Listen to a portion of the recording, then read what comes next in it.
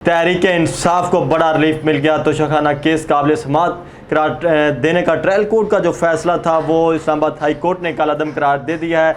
वहाँ पे Islamabad high court ने जो केस था उसको नाकाबिल समाअत करार देते हुए कहा है कि जो फौजदारी केस है ये सेशन कोर्ट में जो जज मायूं दिलावर है सुनेंगे तो वही, लेकिन अब ये दूसरी अदालत में मुंतकिल कर दिया गया है। इस्लामाबाद हाई कोर्ट में जो तहरीक इंसाफ ने वहाँ पे पिटीशन दायर की थी, इनके हक़ में ये फैसला आया है। वहाँ पे अदालत ने इमरान की तोशाखाना केस मायूं दिलावर की जो दरख्वास्त थी दूसरी कोर्ट में मुंतकिल करने की, लेकिन वो मुस्तरद कर दी है। इसके साथ साथ तोशाखाना केस में जो हम आपको बताते जाएँ कि नाज़रीन, इलेक्शन कमीशन ऑफ पाकिस्तान ने तोशाखाना केस में इमरान को नैल करार देने के लिए फौजदारी का रेफरेंस भेजा था, जिसकी सेशन कोर्ट समाअत कर रहा था। इस समाअत में स्पीकर असम्बली की जानिब से चेयरमैन तहरीक इंसाफ इमरान को नैल करार देने के लिए एक रेफरेंस भेजा गया। रेफरेंस में इल्ज़ाम आयद किया गया था कि चेयरमैन तहरीक इंसाफ इमरान ने कुछ तहफ़ लिए थे जो बैरून ममालिक के कुछ इन्होंने दौरे किए, या बैरून ममालिक के जो सरबराहान ममलकत थे उन्होंने रियासत को जो तहफ़ दिए थे वो तहफ़ चेयरमैन तहरीक इंसाफ इमरान ने फ़रोख्त किए हैं। तो इनके ऊपर जो है ये सादिक और अमीन नहीं रहते, तो उन्होंने एक रेफरेंस भेजा था। इस रेफरेंस जो है वो आर्टिकल 62(1)(f) के तहत भेजा गया था कि 62(1)(f) के तहत इनको नैल करा दिया जाए। आपने देखा होगा कि इससे पहले सुना होगा कि साबिक़ वज़ीर-ए-आज़म नवाज शरीफ जब वो वज़ीर-ए-आज़म थे तो उनके ख़िलाफ़ भी एक इसी तरह का केस था 62(1)(f) का, लेकिन उसका फ़र्क ये था कि वो उस वक़्त की हाई जुडिशरी के पास था, वो जो सुप्रीम कोर्ट था वो उसकी समाअत कर रहा था, लेकिन जो चेयरमैन तहरीक इंसाफ के खिलाफ केस था ये सेशन कोर्ट इसकी समाअत कर रहा था। लोअर जुडिशरी के पास ये केस था, तो लोअर जुडिशरी को जो अख्तियारात थे इसके खिलाफ उन्होंने इस्लामाबाद हाई कोर्ट में पिटीशन दायर की थी। चेयरमैन तहरीक इंसाफ के जो वकील थे ख्वाजा हारिस, उन्होंने इस्लामाबाद हाई कोर्ट में पिटीशन दायर की थी चंद रोज़ कबल। उसके बाद उन्होंने फिर सुप्रीम कोर्ट के अंदर भी एक पिटीशन दायर की थी कि जो लोअर जुडिशरी है उनका जो कंडक्ट है वो ठीक नहीं है, तो लिहाजा दूसरा उन्होंने ये भी नुक्ता उठाया था कि ये जो केस है इसकी समाअत ये फौजदारी का केस नहीं है, ये केस की जो समाअत है ये लोअर कोर्ट नहीं कर सकती। फिर इसके खिलाफ सुप्रीम कोर्ट ने कहा कि आप इस्लामाबाद हाई कोर्ट के पास आपका केस है, जब तक इस्लामाबाद हाई कोर्ट आपके केस का फैसला नहीं कर देता तब तक हम इस केस को सुनने के मजाज नहीं, पहले वो फैसला आ जाए उसके बाद हम फैसला करेंगे कि हमने आगे क्या लाहे अमल लेना है, क्या इस केस की क्या डायरेक्शन होगी, क्या ये काबिल समाअत होगा या फिर नाकाबिल समाअत होगा। तो इसके खिलाफ फिर वापस वो लोअर कोर्ट आए, फिर इस्लामाबाद हाई कोर्ट पहुँचे।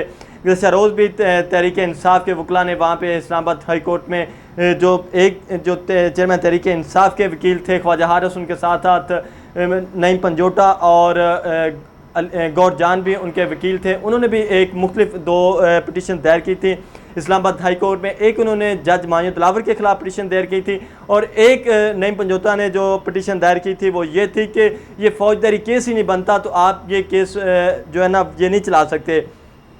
तो उसके खिलाफ फिर ये आज इस्लामाबाद हाई कोर्ट ने फैसला दिया कि ये फौजदारी केस नहीं है, जो लोअर कोर्ट का जो फैसला था उसको कलादम करार दे दिया है।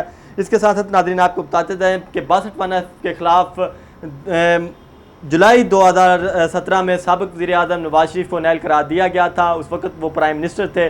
62(1)(f) के तहत उनको नैल किया गया था। फिर इसी तरह चेयरमैन तहरीक इंसाफ के साबिक़ करीबी साथी और उनके दस्तराज समझे जाने वाले जिनके हवाईजहाज़ में वो हमेशा सफ़र करते थे और जो उनके आसपास हमेशा पाए जाते थे, जंगीर तरीन, उनको भी 62(1)(f) के तहत ही नैल किया गया था। उस वक्त भी 2017 और 18 में एक केस चला था, लेकिन उस केस में ये बच गया थे और इल्ज़ाम ऐड किया जाता था कि इस वक्त के जो चीफ जस्टिस हैं उन्होंने और उस वक्त के जो कुछ आला ओहदेदार थे, कुछ ऐसे लोग थे जो जिनकी फ़ोन कॉल जाती होती हैं अक्सर, और वो फ़ोन कॉल्स ने जो है ना ये मुस्लिम नून की जानिब से इल्ज़ाम आयद किया जाता है कि उस वक्त इनको बचाया गया था, वरना ये तो 2017 और 18 में नैल हो जाते थे। इनकी कुर्बानी दी गई थी, इनकी जगह कुर्बानी दी गई थी जंगीर तरीन की।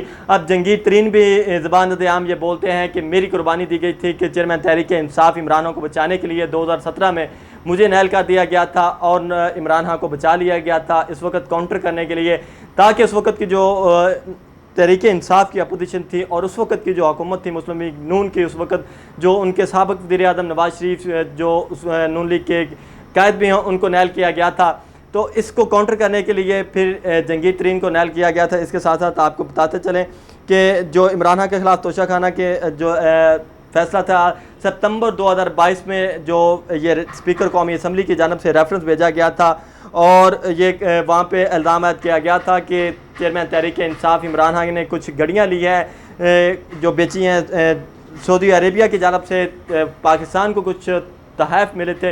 वो तहफ़ रियासत की कस्टडी में होते हैं, वो रियासत की मलकियत में होते हैं, लेकिन चेयरमैन तहरीक इंसाफ इमरान खान ने वो तहफ़ दुबई में बेचे। इसके साथ साथ तो उन्होंने ये भी इल्ज़ाम किया गया कि इनके साथ साथ परफ्यूम, तस्बीह और कुछ और भी कीमती चीज़ें थी, एक अंगूठी थी, ब्रेसलेट था, लॉकेट्स थे, ये चीज़ें इनको तहफ़ में मिली थी जो इन्होंने उस वक़्त दुबई में जो इनके मिलिट्री सेक्रेटरी हैं, ये तहरीक इंसाफ का इल्ज़ाम है, चेयरमैन तहरीक इंसाफ इमरान खान का इल्ज़ाम है कि वो जो चीज़ें सेल की थी वो उनके उस वक़्त के मिलिट्री सेक्रेटरी ने सेल की थी, लिहाजा उनका तो इसमें कोई अमल दखल नहीं था। उन्होंने तो जो कानून के मुताबिक उन्होंने कहा था जी कि मिलिट्री सेक्रेटरी ने मुझे बताया था कि ये कानून है, इस कानून के तहत आप इतनी रकम अदा करके तोशाखाना से तहफ़ ले सकते हैं। तो मैंने वो तहफ़ लिए, मैंने वो मेरे मिलिट्री सेक्रेटरी ने रकम भी जमा करवाई और मैंने रकम जमा करवाने के बाद वो तहफ़ लेके फिर सेल किए मार्केट के अंदर। इसके साथ साथ इमरान खान ने इतराफ़ किया कि उन्होंने बतौर वज़ीर-ए-आज़म 4 तहफ़ फ़रोख्त किए थे। जो उन्होंने जो कोर्ट के अंदर अपना बयान दिया था उसमें ये उन्होंने ये इकरार भी किया था। इसके साथ साथ उन्होंने कहा था कि 2 करोड़ 16 लाख रुपए की अदायगी की गई थी सरकारी ख़जाने में और जो तहफ़ की कुल कीमत थी वो 5 करोड़ 80 लाख रुपया थी, जो तहफ़ की कुल कीमत बनती थी, जो उन्होंने कीमत जो एक्चुअल कीमत थी और जो उन्होंने 40% पे करके वो तहफ़ लिए थे और फिर वो बेचे थे। इसके साथ साथ अक्टूबर 2022 में इलेक्शन कमीशन ऑफ पाकिस्तान ने फिर ये केस आगे रेफ़र किया था, इसको काबिल समाअत देते हुए ये कहा था कि इसका फ़ैसला जुडिशरी करेगी। फिर उन्होंने ये उस वक़्त सेशन कोर्ट इस्लामाबाद को भेज दिया था, जिसके मुताबिक आईन पाकिस्तान के आर्टिकल 63 की शिक के एक के ज़रिए जो है ना इनको नहल करा दिया जा सकता है। जो उनकी नहली की मुद्दत है वो मौजूदा कौमी असम्बली के अख्ताम तक रहेगी।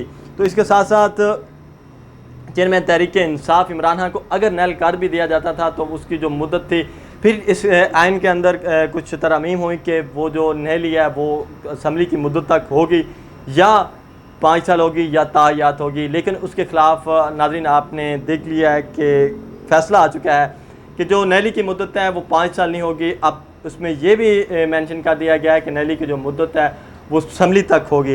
लेकिन एक साथ आपको ये भी बताते चलेंगे कि एक तरफ तो तहरीक इंसाफ को रिलीफ मिला है, दूसरी जानब तहरीक इंसाफ को ये एक बड़ा सेटबैक भी होगा।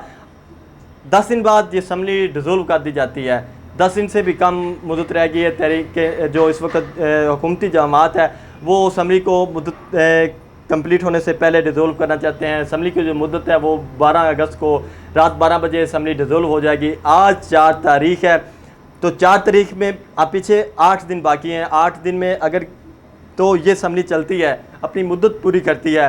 ये अगर आज फैसला आ जाता तो सिर्फ चेयरमैन तहरीक इंसाफ इमरान खान ने 8 दिन के लिए नाअहल होना था। लेकिन अब ये फैसला दोबारा होगा, दोबारा ट्रायल कोर्ट की जानब चला गया है। अब देखना यह है कि क्या तहरीक इंसाफ को ट्रैप तो नहीं कर लिया गया, क्या तहरीक इंसाफ आज जो मिठाइयाँ खा रही है, जो वो इल्ज़ाम ऐड करती थी कि ये नून लीग वाले फैसला बाद में पढ़ते हैं और मिठाइयाँ पहले खा लेते हैं, तो क्या कहीं ऐसा तो नहीं होने जा रहा कि जब ये असम्बली डिसोल्व हो जाए फिर कौन तो यकीन करेगा कि ये नहली है, ये 5 साल के लिए है, ये असम्बली की मुद्दत तक है। क्योंकि जब असम्बली ही डिसोल्व हो जाएगी फिर किस असम्बली का इंतज़ार किया जाएगा, फिर आने वाली असम्बली का इंतज़ार किया जाएगा, कब वो मार्ज़ वजूद में आती है, कब उसकी मुद्दत पूरी होती है और कब इनकी नहली है जो वो ख़त्म होती है, या फिर वो जो नहली है वो ताहयात है या 5 साल की नहली है। लेकिन ताहयात की जो नहली है वो कानून के अंदर तरमीम कर दी गई है और वो बिल पास हो गया है, कौमी असम्बली में भी पास हो गया और सेनेट से भी पास हो चुका है कि जो किसी भी रुकन असम्बली की जो नहली है वो ताहयात नहीं होगी, वो सिर्फ़ और सिर्फ 5 साल के लिए नहली होगी। इसके साथ साथ नाज़रीन आपको ये भी बताते चलेंगे कि अब देखना यह है कि तहरीक इंसाफ को ट्रैप कर लिया गया है या फिर तहरीक इंसाफ को वाकई रिलीफ दिया गया है। अगर 1 महीने बाद जज मायूद दिलावर जो आप छुट्टियों पे जा रहे हैं, इसके बाद या सेशन कोर्ट का कोई और जज इसकी समाअत करता है, तो अगर इस केस की समाअत कोई और जज करता है तो वो 8 दिन में तो ये फ़ैसला आने वाला नहीं है। अब तहरीक इंसाफ के हक़ में ये अगर फ़ैसला आएगा, अगर इनको नहल नहीं किया जाता तो फिर भी तहरीक इंसाफ के लिए फिर ये रिलीफ होगा। अगर तहरीक इंसाफ के हक़ में ये फ़ैसला नहीं आता, चेयरमैन तहरीक इंसाफ इमरान खान को नहल कर दिया जाता है, इसी केस में 10 दिन बाद ये केस चलता है या किसी और जज की अदालत में मुंतकिल होता है, तो वो केस की समाअत कितनी देर तक जारी रहेगी? 1 महीना चलती है, 2 माह चलती है या 3 माह तक चलती है? अगर ये लंबी समाअत चलती है, 2 या 3 माह तक ये समाअत चलती है, तब तक असम्बली डिज़ोल्व हो जाएगी। आप नाज़रीन, आपने ये भी आपको बताते चलें कि जो वज़ीर-ए-आज़म पाकिस्तान है, उन्होंने 9 अगस्त को जो है ना, हमारे ज़राए कह रहे हैं कि उन्होंने 9 अगस्त को असम्बली भेजने का फ़ैसला किया गया है। तो इत्तेहादी जमातियों के साथ भी आज उनकी वीडियो लिंक के ज़रिए मुशावरत हुई है, वहाँ पर यह फ़ैसला किया गया है कि 9 अगस्त को असम्बली भेज दी जाएगी ईवान सदर में कि हम असम्बली को डिज़ोल्व कर रहे हैं।